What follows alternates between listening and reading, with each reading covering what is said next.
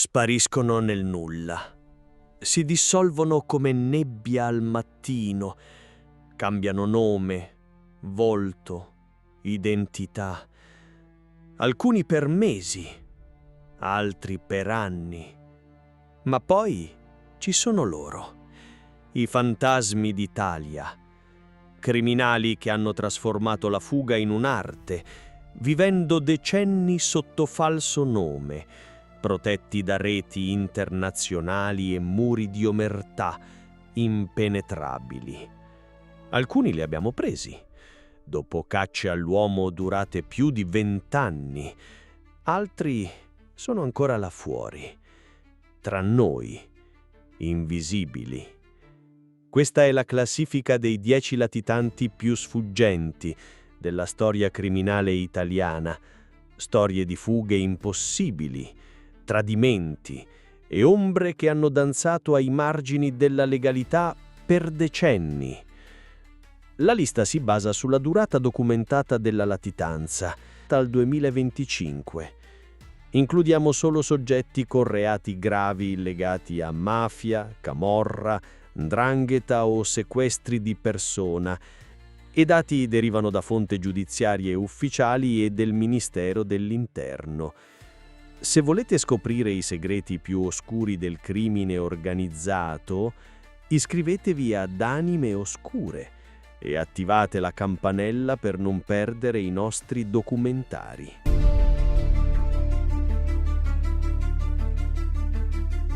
Giuseppe Morabito, il tiratore, boss del ramo calabrese dell''ndrangheta, figura chiave nell'arte della sparizione. Latitante dal 1992 al 2004, 12 anni di fuga durante i quali non ha mai smesso di comandare. Mentre le forze dell'ordine lo cercavano in ogni angolo d'Italia, continuava a gestire traffici di droga internazionali, coordinando carichi dal Sud America. Nel 2004 viene arrestato a Cardeto senza opporre resistenza. Anche in manette mantiene quel controllo glaciale che lo aveva reso una figura di riferimento tra i suoi uomini.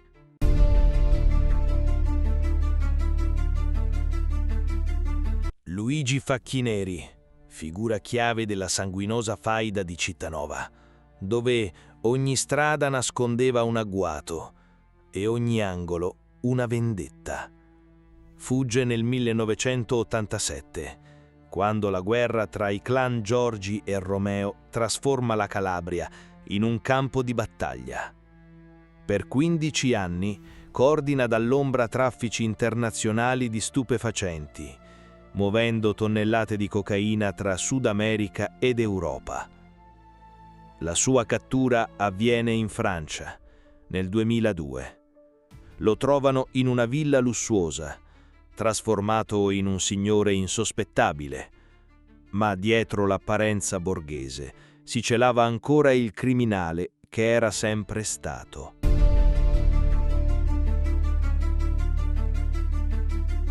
Orazio De Stefano, patriarca dell'omonima cosca di Reggio Calabria, un uomo che ha trasformato la latitanza in una seconda vita. Durante i 16 anni di fuga, dal 1988 al 2004, ha 5 figli, 5 bambini che crescono chiamando papà un fantasma, un uomo che esiste ma non può esistere ufficialmente. Viveva nascosto tra Reggio Calabria e la Svizzera, protetto da una rete di familiari e complici. La sua cattura nel 2004 rappresenta un colpo mortale per De Stefano, una delle cosche più potenti della 'ndrangheta reggina.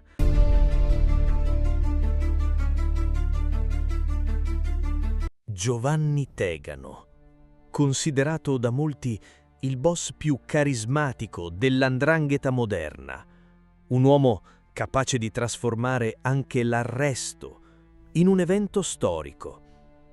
17 anni di fuga, dal 1993 al 2010, durante i quali il suo nome viene sussurrato, con rispetto e timore.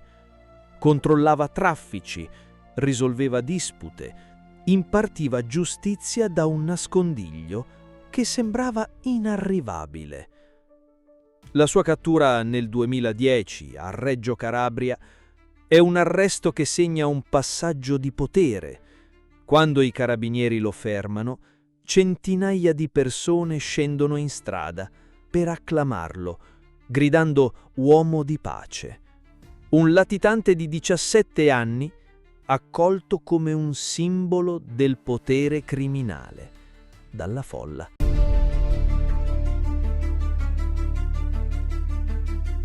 Domenico Condello, considerato uno degli ultimi grandi capi del ramo reggino dell''ndrangheta. Un boss che ha fatto della sparizione un'arte raffinata. Per 19 anni, dal 1993 al 2012, ha gestito un impero fatto di estorsioni, appalti truccati e traffici di droga, senza mai apparire pubblicamente. I suoi ordini arrivavano attraverso pizzini, i suoi voleri attraverso intermediari, sempre diversi. Nel 2012, dopo 19 anni di caccia, lo trovano in un bunker sotterraneo. La sua cattura segna la fine di un'epoca per il ramo reggino dell''ndrangheta.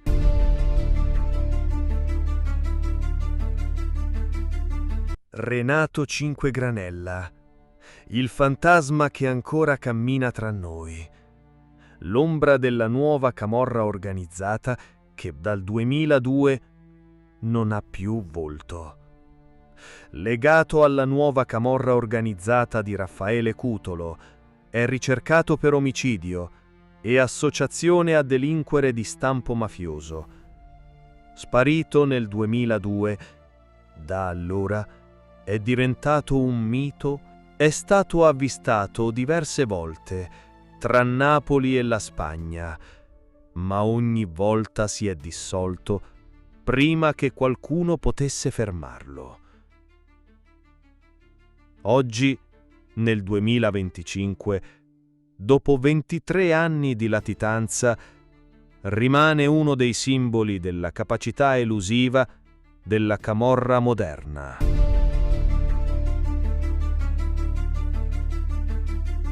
Salvatore Riina, il nome che ha fatto tremare l'Italia per un quarto di secolo. Il capo indiscusso di Cosa Nostra, che ha trasformato la Sicilia in un campo di battaglia. 24 anni di latitanza, dal 1969 al 1993, durante i quali ha ordinato centinaia di omicidi, rimanendo completamente invisibile. Le stragi di Capaci e Via D'Amelio, gli omicidi dei giudici Falcone e Borsellino, tutto coordinato da un uomo che nessuno riusciva a trovare. La sua cattura nel 1993 segna una svolta storica nella lotta alla mafia, ma il prezzo pagato dall'Italia per quei 24 anni di latitanza rimane incalcolabile.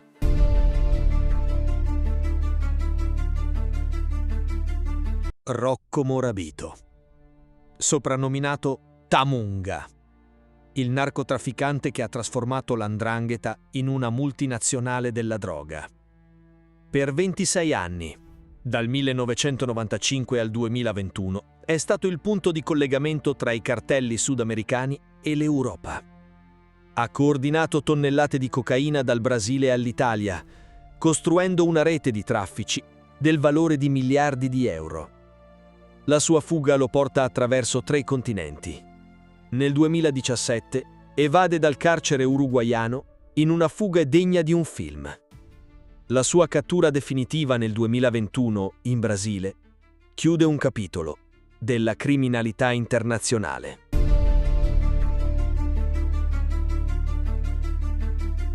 Giovanni Motisi, il capo di Pagliarelli che dal 1998 è diventato una leggenda metropolitana.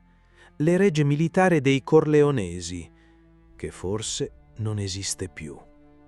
Ricercato dal 1998 per strage e associazione mafiosa, è considerato l'erede naturale della strategia stragista di Riina e Provenzano. Ma dal giorno della sua fuga è letteralmente evaporato. Molti investigatori lo credono morto, eliminato in una faida interna. Altri sostengono che sia ancora vivo, nascosto in qualche rifugio segreto. Nel 2025, dopo 27 anni, Giovanni Motisi rimane il mistero irrisolto della criminalità italiana.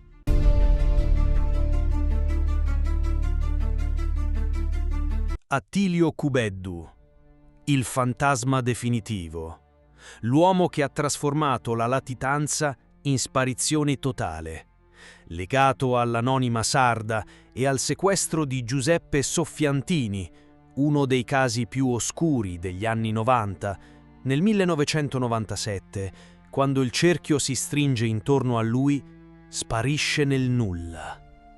28 anni di silenzio assoluto, nessun avvistamento credibile, nessuna traccia, nessun indizio.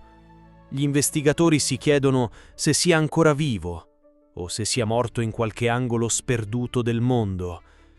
Attilio Cubeddu rappresenta la latitanza perfetta, un uomo che è riuscito a cancellare se stesso dalla faccia della terra.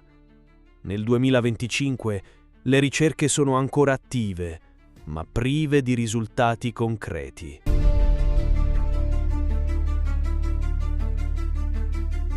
Matteo Messina Denaro, 30 anni di regno. Il simbolo del potere mafioso moderno. 30 anni di fuga, che lo hanno trasformato nell'ultimo grande latitante di Cosa Nostra. Catturato nel gennaio 2023, ha chiuso il capitolo di un'era criminale. Pasquale Scotti, 31 anni di doppia vita, ex braccio destro di Raffaele Cutolo. Fuggito nel 1984, arrestato in Brasile nel 2015. 31 anni durante i quali si era costruito una nuova identità, una nuova famiglia, una nuova esistenza.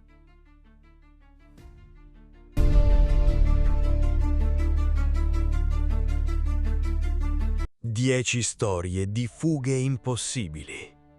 10 uomini che hanno trasformato la sparizione in un'arte. Alcuni li abbiamo presi dopo cacce all'uomo durate decenni. Altri sono ancora là fuori, tra noi, invisibili. Ma dietro ogni latitanza c'è sempre una rete, famiglie complici, silenzi comprati, protezioni che attraversano i confini, perché nessuno sparisce davvero, da solo. E allora la domanda rimane: quanti fantasmi camminano ancora tra noi, senza che ce ne accorgiamo?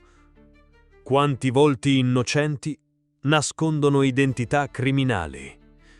La verità è che i fantasmi d'Italia non sono spariti, si sono solo trasformati e continuano a danzare nell'ombra, aspettando il momento giusto per tornare alla luce.